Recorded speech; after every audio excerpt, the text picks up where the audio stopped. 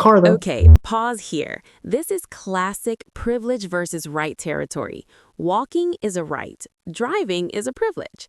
That distinction, huge in legal battles around licensing.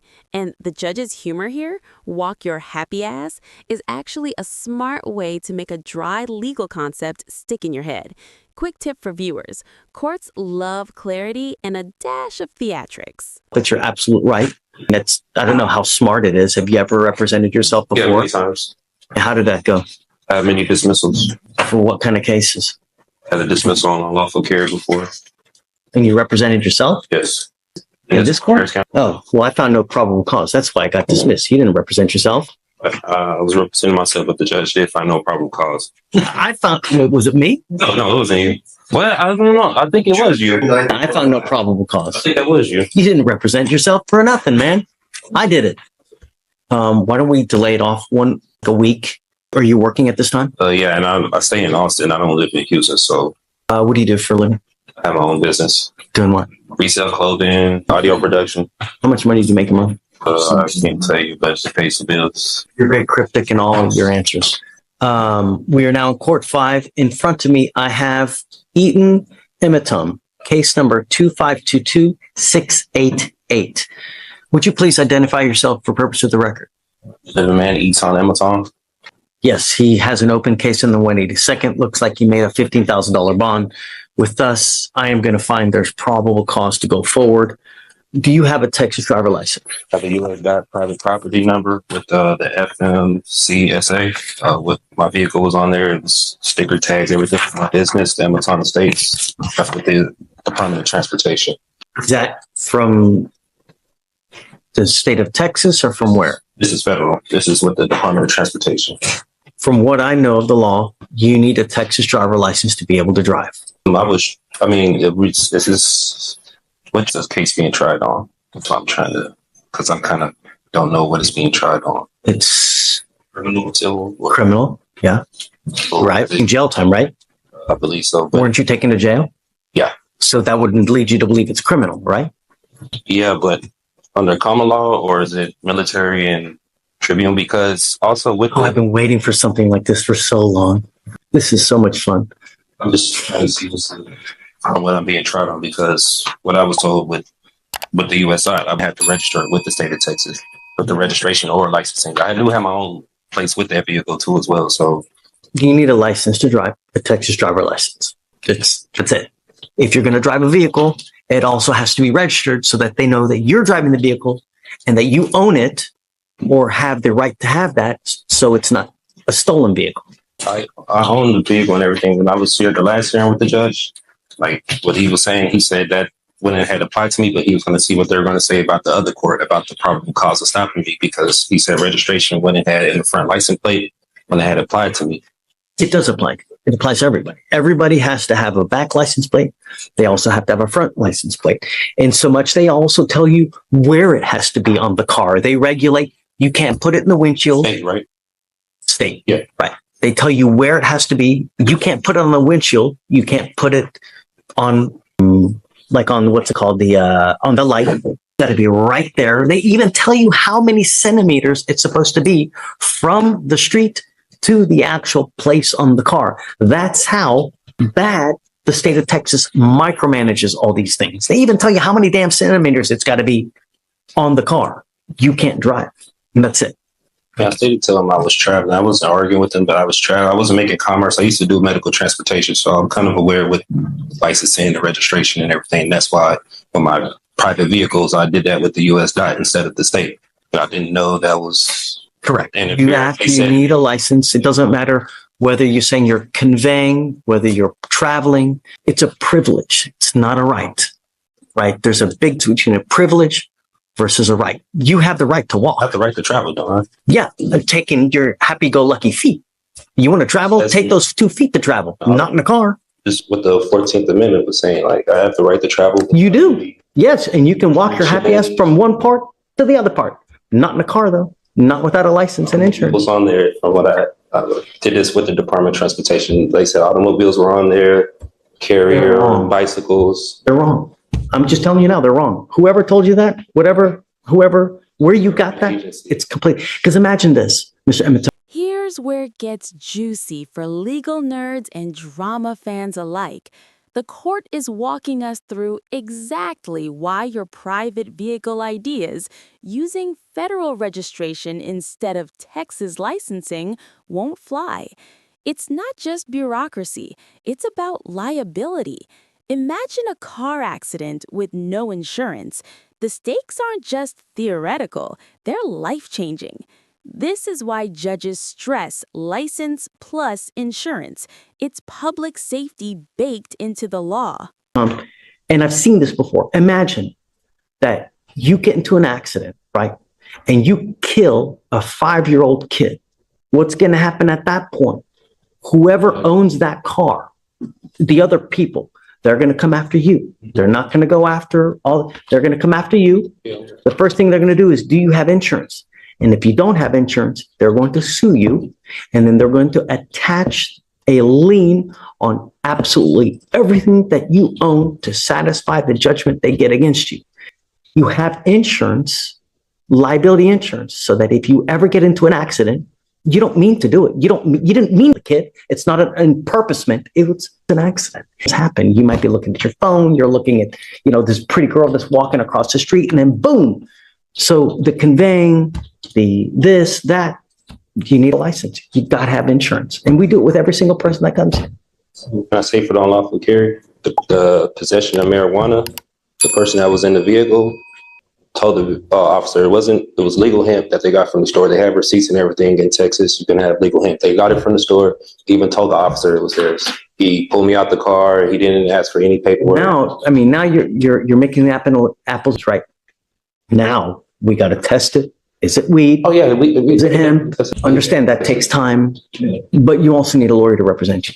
I found my own discovery. I was representing myself pro se. And you can do that if you want. Yeah. But we have to go through a series of questions. I represented myself plenty of times. I had dismissals here from and for purposes of the record, so Mr. Emitom had a case with me here. It was actually June 7th of 2022. He was charged with another gun case, and that was with Victoriano. God, that was a PA too. And I found no probable cause in that case, right? So you didn't represent yourself in that case. I found no probable cause and they dismissed it. They didn't have to dismiss it, but they did dismiss it. So other than that case, have you ever represented yourself? Yeah, many times. I have dismissals all 3 different Harris counties. Traffic violations. You're welcome to do it, who's one of the worst, who's one of the best presidents that in history that you think about right now? To me, right now. You can't think of one good president that we've ever had? I don't know any. Abraham Lincoln, he wasn't good? I never met him. I don't know about him at that time. Abraham Lincoln said something. He goes, you know what? He who represents himself has a fool for a client. That's what he said. Meaning that when you represent yourself, there is an inherent conflict and there's an inherent bias, and you may not be able to see things objectively. Meaning that you have your heart, you've got your soul into this case.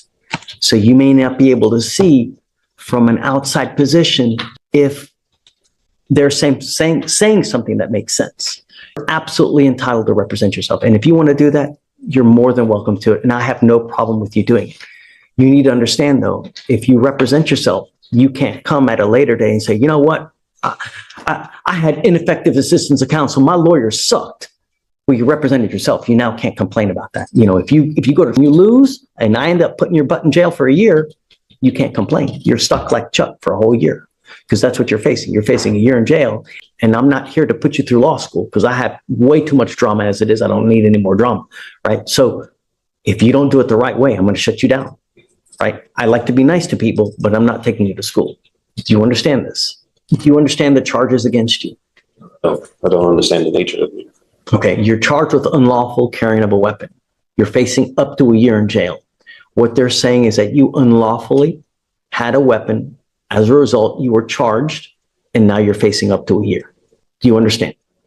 Yeah, what you're telling me, but I still don't understand why I went to jail for that. So that's why. What do you not understand? The court procedures or... No. I'm asking about the nature of charges. No, it's not. Don't talk about the procedures. Don't talk about the licensing, about the conveying. Yeah, I know I'm getting charged for unlawful care. And Right. Do you understand that? Yeah, what's going on? Okay. You have the right, or you understand the range of punishment that you're facing a year, correct? That's what I've been told. Okay. You have the right to court-appointed counsel. Do you want counsel to represent you? I don't want legal advice. I don't need a legal team. I just want law. You really don't want a lawyer? I represent myself. I could get none more by myself than anyone representing me. Okay. What that means is that you cannot appeal this thing. If you're found guilty and you go to jail, you know, a lot of lawyers or a lot of defendants like to claim, sorry guys, I'll be 2 minutes. A lot of lawyers, they're lawyers for screwing up. And they say, hey man, my lawyer messed up. I can tell you, like, that's the one thing that defendants complain about. And probably, I don't know this for sure, but I would suspect probably the number one reason why cases are overturned because of ineffective assistance of counsel, meaning that a lawyer, for one reason or other, messed up so bad that their cases have to be redone. You cannot complain about that at a later time. I've seen that many times. That's why I'm representing myself. But you can't, if you mess up, you cannot appeal this thing. Do you understand? Once, and if you are found guilty, that's it. Do you understand? I'll make you a deal. If at any time you want a lawyer, all you got to do is ask and I'll give you one. Really. If you ever feel like you're under the gun, that you feel like someone's taking advantage of you, I'm happy to give you a lawyer at any time. I want you to understand now, as a condition of your bond, though, I'm ordering you not to drive until you have a Texas driver license and a liability insurance. I'm ordering you not to drive. And I'm going to have you sign with me today an affidavit promising me you're not going to drive. If I find that you drive, I'm going to put you in jail. Do you understand? I have personals. Okay. You are not allowed to get into the driver's seat of a car and drive, convey, travel, however you want to term it. You cannot do that. And if I find that you do that, I'm going to put you in jail and I'm going to make your bond so high, your head's going to spontaneously combust. Do you understand? That way from my right standing? Or no. So, Mr. Ematom, I'm going to find that you are okay to represent yourself. We need you to sign a form that you're going to do that. Even if I don't consent to any of these charges, because I do have my paperwork, I do have. If you don't consent, just go. If you don't think we have jurisdiction, look, if I didn't think anyone had jurisdiction over me, do you think I would be here? If I was in your shoes? Hell no, man. If I didn't think that someone didn't have jurisdiction over me to be anywhere, I'm not going there. I'm not going to get out, take a shower, put my clothes on, because I like to be naked, right? You know, I'm not doing anything like that. So if you don't think we have it, just go. Otherwise, you're here. You know we do, right? Because if you... I don't know. That's why I thought... Let me ask you this. If you just took off now, what would happen? There you go. What does that warrant mean? What does it mean? What do you mean as far as like the warrant? As far as jurisdiction is concerned. Do you know, if Stephen went out there and arrested someone now just for shits and giggles, do you know how much trouble he would get in? Right? If he had no reason to do it, do you know how much trouble he would get in? Right. A lot. He'd lose his job. He'd probably get sued. Right. Can't claim immunity. He'd be toast. Swiss cheese. So that's what I'm saying. If you didn't really think that we didn't have jurisdiction, then go. I had to take care of this matter because you know we have jurisdiction. No, because I was going to go to 515 Rusk and file my lawsuit, my civil lawsuit with the officer who arrested me because they did some unlawful, unconstitutional things that they did to me at that time. So I was going to take it there. You know, I didn't believe they had jurisdiction over me. I would wait to see how this case goes first before you do that. You know, see how the case goes first before you start jumping the gun. Like that's what I was waiting. You know, if I didn't think anyone had jurisdiction over me, I'm not going to go there, man. I have enough important things to do in my life as it is. I mean, you've been sitting here since 8:30 in the morning, where it's now nearly 1 o'clock. Your Honor, at this time, the state wouldn't even be able to comply with this order because it's asking for an immediate order of discovery. It sounds like spontaneously going to give. Well, other than the opposing party. I mean, and is he asked? And it's not, the language is not aligned with crime procedure or penal code. But beyond that, the only two pieces that are requested that are reasonable that I can produce with a timeline are 1 and 7. Mr. Ematom, understand that you will get discovery, but sometimes it takes time. It's not immediate. We can go down the list if you wish, but. Yeah, let's do it. I mean, we have. So 3, a true and complete original or certified alleged contract with wet ink signatures between the petitioner, the Harris County Superior Court, State of Texas, and or political subdivisions thereof may have law states that in order for the Harris County, and he's not even citing law, valid lawful contract between the petitioner, let them bring it forward for petitioner's inspection or immediately dismiss all charges.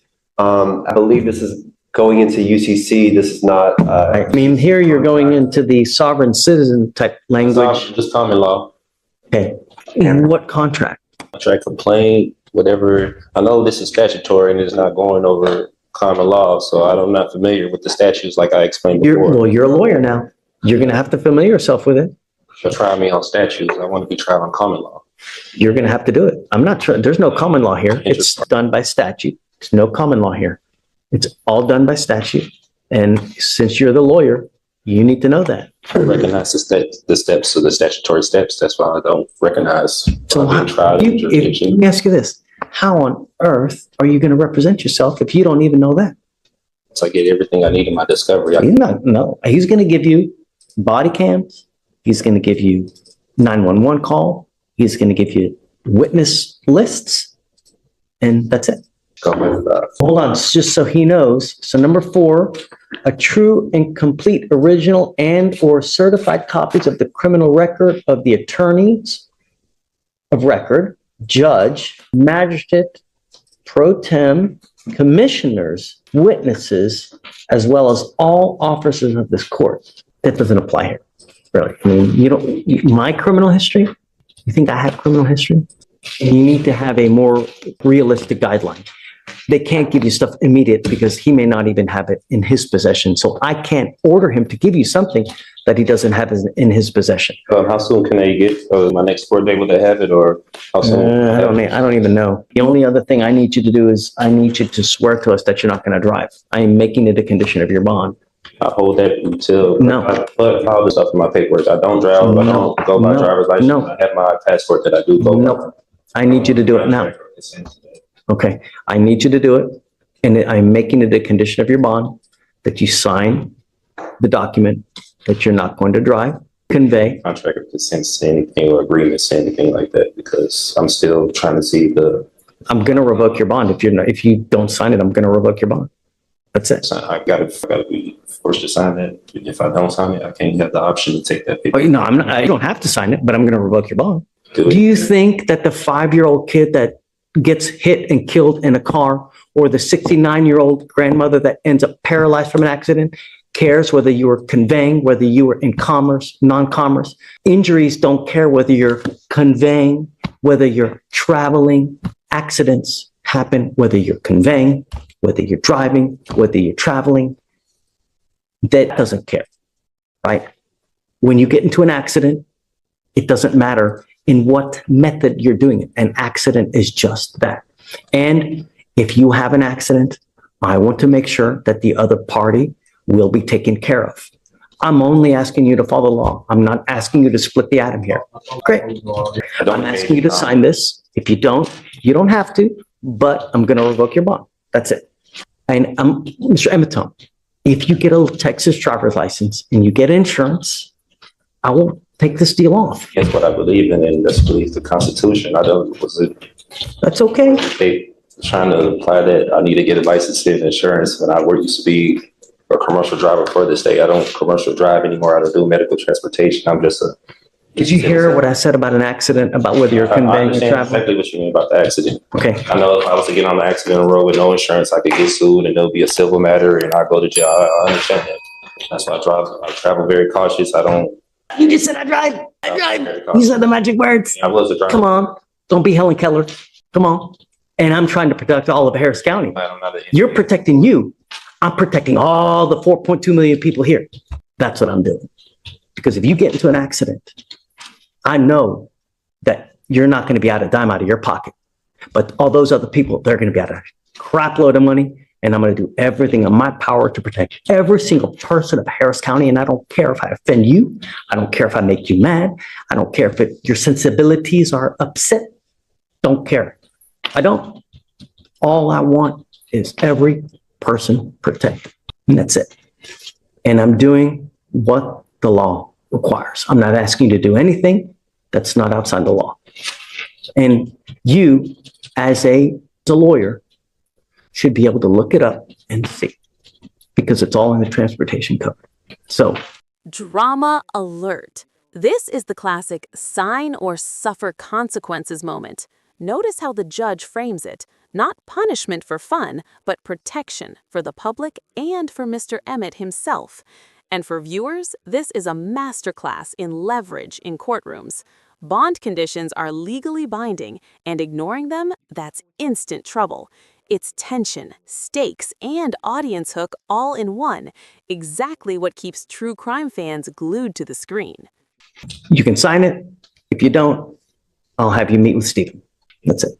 And they're reserved. I'm waiving my right to the court. No. Signing that's waiving my rights. It's a contract. It's me. What are you waiving?